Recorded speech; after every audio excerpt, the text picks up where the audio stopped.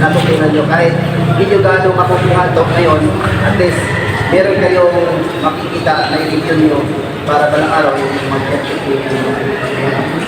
Okay, itong holding technique, ito ganito yan. Halika. Okay, hindi na tayo mag-umpisa sa bowing, idiretso na lang natin sa holding. Kunyari, mag-umpisa tayo sa isang kamay. Okay, hawak. Ito yon, yung holding technique.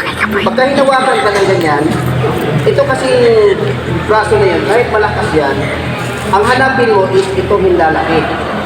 Ulmak ko. Okay, pagka nakita mo na yon, kahit na itaw pa na niya, o pag ganyan ang hawak, ganun din, ang tingnan mo yung hinlalaki. So, dito ka dadaan. Ayan, dito ka dadaan. Tanggal yan kahit gaano kalakas yan. Okay. Ngayon, gagawa natin ng technique. Okay. Pagka ginawa natin ng technique yan, huwag mo muna siya susuntukin. Kasi active yan yung kamay niya at saka may paa siya. Pwede siyang umilag at saka pagkamunahan ka pa. Kaya huwag ka muna susuntok o sisipa. Kasi pagka sumipa ka, pwede niyang salagin yan. Dahil nga nakatayo siya. Kailangan, ang una, alisin mo muna siya sa kanyang yung balanse. Yung kumbaga sa kailangan ma-balance siya para hindi na siya makaka-capture.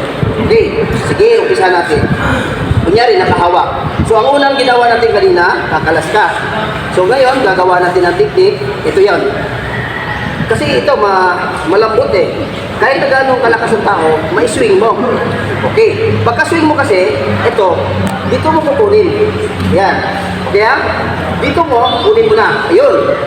Pagka nakuha mo to, mahirapan na siya mag-counter. Halimbawa, pinilit niya na counter.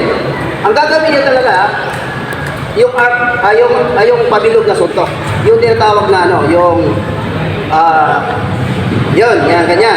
Okay. Sige, subukan mo. Ito, nakuha mo na. Pero ang gagawin mo, pababa pa rin. Ito, huwag mo itong bitawan. Kasi dito ka kumukuha ng dipinsa. Okay, nakaganyan na siya. So, nakadown na ang kamay niya.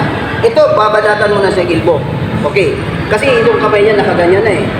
Pagkabirada mo ng pagkatira mo ng gilbo, ito, ituloy mo to siya. Dali mo ito, kasi ito. Yan.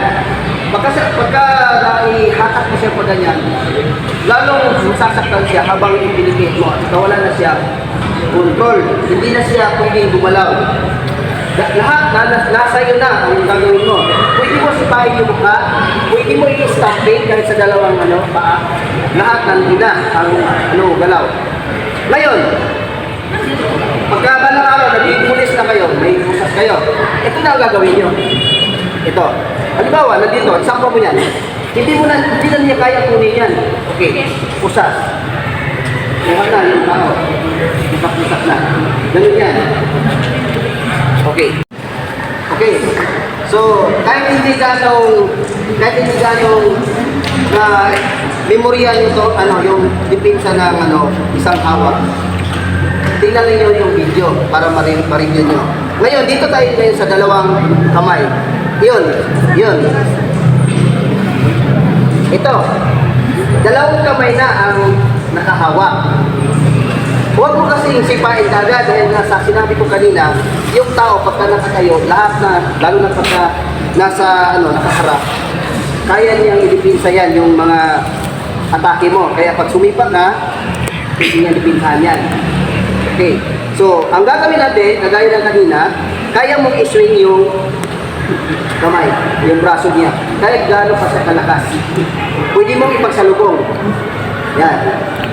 Ngayon, pagkalas mo ganyan, dito mo idaan sa yung hinlalaking kamay, daliri. Kaya, tanggal yan. Okay. So, kailangan, pagka pumalas ka, kung kaya mo siyang hulihin, pwede. Pero kung ang gusto mo lang ay makaiwas, huwag mo na siyang hulihin. Gusto ka lang makaiwas. Ito yung gagawin mo. Yan. Sabay, bakas. Dahil nga ang gusto mo lang ay matalis.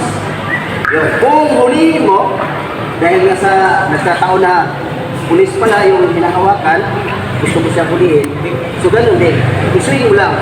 kaya mo namang i-swing, so ipagsalubong mo. Depende kung saan ang iyong kukunin. Ito ba o ito? Halimbawa, kung ito ang kukunin mo, o dito mo idaan sa may hawak sa ito. Okay? So, kagaya niyan, ang kunin mo is kaliwa. So dito mo idaan. Okay, tanggal yun. Pwede kang mag-strike ng elbow. Okay? Ulit. Kung ito naman kabila, kukunin mo, so dito mo idaan. Yan. Pwede kang mag-strike ng elbow. Ito kasi masakit ito. Pagka nag-strike ka ng elbow, tulak mo pa ganyan. Yun, no? Masakit yan, no? Yan. Pagka nilatak mo yung ganyan, napaka-sakit yan. Okay, yan. Pasensya. Okay. So, ganun yan. Dalawang kamay. Hindi natin, yung dalawang kamay. Pagka gusto kang umalis lang na hindi mo siya hulihin, takbo ka. Kahit na gano'ng lakas yan, makakawala yan. Basta dito mo idaan sa tindalaki na liri. Pero kung gusto mo siyang hulihin, nabibili sa'yo kung ito yung kaliwa ang gusto mong hawakan, so dito mo idaan sa ibabaw. Kaya siya ang kukuha. Yun. Pwede ka mag-strike ng elbow. Okay. Kung pag gusto mo na tayo kukunin ito, so dito mo na naman idaan. Ito naman yung kukunin mo. Saka mag-strike ka ng elbow. Okay. So, nakasipki ka palagi. Kaya yung isang kamay ay nandun. At saka mayroong dito, yung nagtatanong kasi, paano yun? Pag halimbawa, nag-strike, tapos tumira ng sipa. Hindi na makasipa yan. Tuloy na yan. Tuloy na yan. Dahil hindi naman yan sabihin mo na hanggang doon lang. Pagka once na ginawa ko yung ganyang technique, tuloy na. Pagkabagsak ko, pilay talaga yan. Kahit naman, lakad ka pala palis, hindi niya nakahabol. Kasi naisip niya baka pag hinabol ko pa yun, madagdagan yung pilay. Diba?